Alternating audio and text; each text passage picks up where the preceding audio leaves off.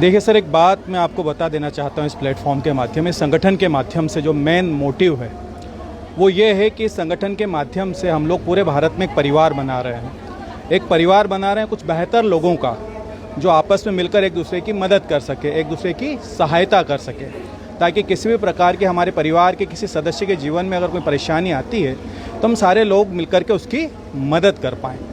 अब ये इसको ऐसा क्यों बनाया गया, उसी को अगर हम समझेंगे तो जर्नली आप सभी बुद्धिजीवी हैं, आप सभी समझदार हैं।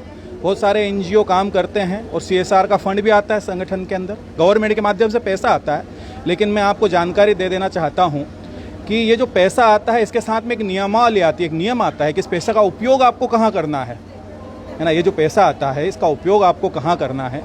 मान के चलिए कुछ फंड आया, गवर्नमेंट ने दिया हरित क्रांति के लिए। अब इस पैसे का उपयोग एनजीओ साहब करेगा कहाँ पर, सिर्फ पेड़ पौधे लगाने में।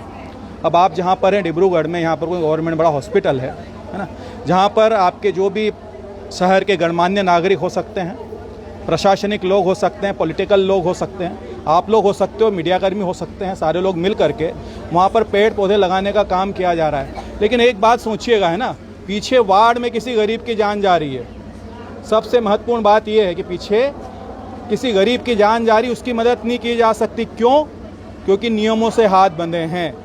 इसलिए संगठन को ऐसा बनाया गया है कि यहाँ पर हमारे परिवार के किसी भी सदस्य के जीवन में कोई परेशानी आती है तो पूरा परिवार मिलकर के हम लोग उसको डोनेशन देते हैं, उसकी मदद करते हैं। ये एक छोटी राशि बड़ी राशि में कन्वर्ट हो सकती है। उदाहरण के तौर पर अगर 1 लाख सदस्य हैं, हालांकि 3 लाख से ऊपर है हम लोग, 1 लाख मेंबर्स भी अगर सिर्फ 10-10 रुपये का डोनेशन भी दें, बड़ी आसानी से 10 लाख रुपये इकट्ठे किए जा सकते हैं। लेकिन तलाश है हमें सिर्फ उन बेहतर लोगों की जो समाज के लिए, राष्ट्र के लिए कुछ बेहतर करना चाहते हैं। बाकी रहा सवाल आपने पूछा अभी कि किन किन क्षेत्रों में हम लोग काम करते हैं। पहला तो ये कि यहाँ पर हम हमारे संगठन के मेंबर्स को मजबूत बनाना चाहते हैं, आर्थिक रूप से मजबूत बनाना चाहते हैं। बातें की जा सकती है, लेकिन अगर हमारे परिवार के लोगों के पास धन नहीं है, मदद कैसे करेंगे, सोशल एक्टिविटी कैसे करेंगे, डोनेशन देंगे कहाँ से, धन आएगा कहाँ से। तो उसके लिए समाज के अंदर हम रोज़गार लेकर जाने का प्रयास कर रहे हैं। कई हमारे उद्देश्य हैं, जैसे हमारा एक जो है पॉलीथीन मुक्त भारत, जो कि कहीं ना कहीं इस पॉलीथीन से मुक्ति दिलाने का हम लोग प्रयास करेंगे। इसी की तरह हमारा प्रोजेक्ट है कैरी बैग। अल्टरनेट कुछ दिया जाना चाहिए ना समाज के अंदर, देना क्या है हमें। तो यहाँ पर हम एक कैरी बैग के माध्यम से महिलाओं को रोज़गार देते हैं और ये महिला इसी कैरी बैग के माध्यम से बड़ी आसानी से 8 से 10 हज़ार रुपये महीने की आमदनी कर सकती है।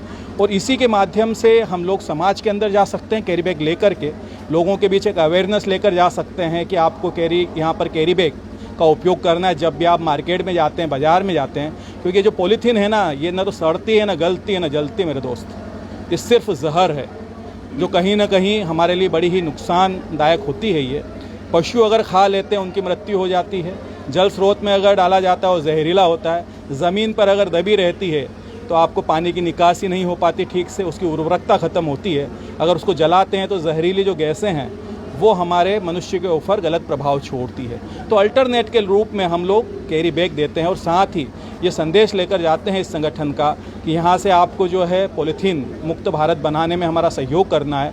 और उसी कैरी बैग के अंदर संगठन की विविध प्रकार की जानकारियाँ होती है, चाहे हम वो बच्चियों को समृद्ध बनाने के लिए जीवनदान सुकन्या योजना का लाभ पहुँचा रहे हैं, चाहे वो हमारे परिवार के किसी सदस्य के जीवन में कोई क्रिटिकल सिचुएशन आती है तो उस स्थिति में हम किस प्रकार से पूरे परिवार के लोग मिलकर अपने साथी की मदद करते हैं, वो जानकारी होती है। किस प्रकार से इस संगठन के साथ में मिलकर अगर हम काम करते हैं तो यहाँ से हम मजबूत हो सकते हैं, संगठित होकर आर्थिक रूप से मजबूत बन सकते हैं, वो बातें लिखी रहती है। तो वो बुद्धिजीवी अगर मैंने 100 लोगों तक अगर ये कैरी बैग पहुँचाया तो स्वाभाविक सी बात है मेरे दोस्त, 10 से 15 लोग मेरे परिवार का हिस्सा बनने के लिए तैयार होते हैं। आप लोगों का ये एनजीओ में ज्वाइन होने के लिए क्या करना पड़ता है? देखिए यहाँ पर एक चीज़ बता दूं मैं, शब्दों का फेर है थोड़ा सा। पहले तो ये कि कुछ शब्द ऐसे हैं जो बड़े कड़वे हैं, ज्वाइन है ना। यहाँ पर हम लोग मेंबरशिप देते हैं साहब, सदस्य देते हैं किसी भी सदस्य को। और कोई भी एनजीओ हो, वो एनजीओ सदस्य देने का उसको अधिकार दिया जाता है सरकार की तरफ से। तो सदस्यता के रूप में संगठन द्वारा यहाँ पर जो है 2100 रुपये हम लोग डोनेट करते हैं, संस्था को डोनेशन देते हैं। और इस डोनेशन देने के बाद संस्था आपको तुरंत एक वेलकम लेटर देती है ना, लिखित में एक आधार देती है कि आप इस परिवार का हिस्सा हो। अब अगर सही तरीके से हम देखेंगे तो चूँकि आपने डोनेशन दिया है, आपने दान दिया है, दान स्वेच्छा से दिया जाता है, किसी से हम प्रेशराइज में करके दान नहीं ले सकते। दिए हुए दान का हिसाब नहीं लिया जाता और इसी दान के बदले में संगठन हमें विविध प्रकार की योजनाओं के लाभ देते हैं और लाइफ टाइम के लिए होता है, आजीवन सदस्यता होती है। जीवन में सिर्फ एक ही बार हमें देना होता है।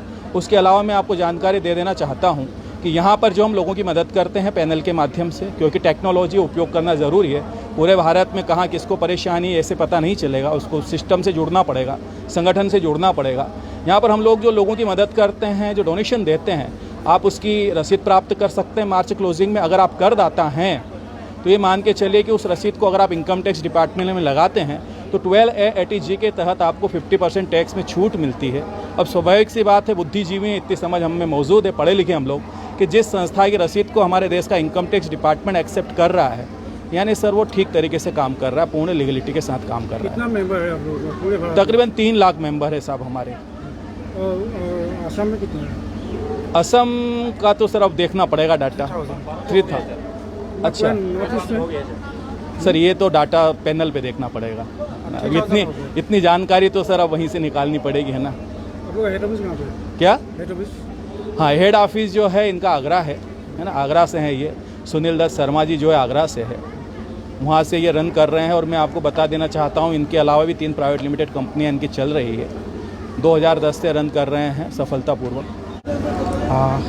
আমি এটা NGOৰ লগত জড়িত, আপোনালোকে গম পাইছে। UMC foundation Jeevandan group. এই NGOটোৰ মুখ্য উদ্দেশ্য হ'ল জনকল্যাণ কৰা, জনসাধাৰণৰ কল্যাণৰ কাৰণে কাম কৰা। আৰু যিসকল আমাৰ বেৰোজগাৰ মানুহ আছে, সেই আমাৰ গাঁও অঞ্চল বা চহৰ অঞ্চল, বিশেষকৈ মহিলাসকল, সেই মহিলাসকলক আমি ৰোজগাৰ দিব লাগে, যাতে এগৰাকী মহিলাই ঘৰতে বহি তেওঁ যিখিনি ঘৰখন পৰিচালনা কৰাৰ লগতে যিখিনি আজৰি সময় পায়, সেই আজৰি সময়খিনি আমাৰ NGOৰ মাধ্যমেদি আমি তেখেতলোকক ৰোজগাৰ কৰ্ম দিয়া হ'ব আৰু সেই কৰ্ম কৰি তেখেতলোকে ঘৰতে এটা ইনকম কৰিব পাৰিব। কেনেকৈ দিব আপোনালোকে, কেনেকৈ? কথা হ'ল আমি NGOৰ সেলফ হেল্প গোট বনাইছোঁ। এটা গোটত 30গৰাকী সদস্য থাকিব লাগিব। সেই 30গৰাকী সদস্যক আমি প্ৰথমতে ট্ৰেইনিং দিয়া হ'ব, অনলাইন আৰু অফলাইন দুটা পদ্ধতি। তাৰপাছত তেখেতলোকক যিখিনি বিষয়ত ট্ৰেইনিং দিয়া হ'ব, তেখেতলোকৰ মেটেৰিয়েলছখিনি আমাৰ NGOৰ ফালৰ পৰা প্ৰভাইড কৰা হ'ব। আৰু তেখেতলোকে যিখিনি মেটেৰিয়েলছ বনাব, সেই মেটেৰিয়েলছখিনি তেখেতলোকে গৈ মাৰ্কেটত বিকিব নালাগে। আমাৰ NGOৰ মানুহ থাকিব, ব্যক্তিসকলে গৈ তেখেতলোকৰ ঘৰৰ পৰাই কালেকশ্যন কৰি আনিব আৰু উপযুক্ত মূল্যত কালেকশ্যন কৰিব। হয়, সামান্য এটা মাচুল দিব লাগিব, কাৰণ এগৰাকী মহিলাই যেতিয়া মেটেৰিয়েলছ ঘৰলৈ লৈ যাব, কোনে ৰিস্ক ল'ব? মেটেৰিয়েলছ মানে আপোনাৰ ধৰি লওক মংগলসূত্ৰ, মালা, বেগ, এইবিলাক বনাবলৈ আহিব, আচাৰ, পাপৰ, পুতলা বনাবলৈ। NGOৰ এটা নিয়ম আছে, প্ৰতিটো NGOৰে আপুনি যদি NGO এটা সদস্যপদ ল'বলৈ হয়, সেই NGOটোত কিবা এটা ডনেট কৰিব লাগে। আৰু সেই ডনেটটো কিহৰ কাৰণে কৰা হয়? সেই আপোনাৰ পইচাকেইটাই যাতে সেই NGOটোৱে জনকল্যাণৰ কাৰণে খৰচ কৰিব পাৰে। এইবিলাক যিবিলাক ধৰি লওক আমাৰ কিছুমান সুবিধা আছে, কাৰোবাৰ ক্ৰিটিকেল অসুখ হৈ গ'ল, কাৰোবাৰ ল'ৰা ছোৱালী পঢ়া শুনা, আমাৰ মেম্বাৰ হ'ব লাগিব।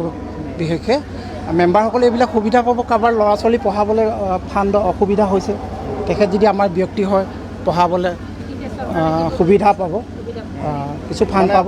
যি মাচুলৰ পইচা থাকে তাৰে আচলতে হয় হয় হয় হয়, এটা ফাণ্ড জেনেৰেট কৰা হয় সেই পইচা। অসমত আজি দৰং ওদালগুৰিৰ পৰা আহিছে, তিনিচুকীয়া, ডিব্ৰুগড়, যোৰহাট, শিৱসাগৰ, ধেমাজি, লখিমপুৰ, বিভিন্ন জেগাৰ পৰা মানুহ আহিছে। হয়, মেম্বাৰ হ'ব লাগিব।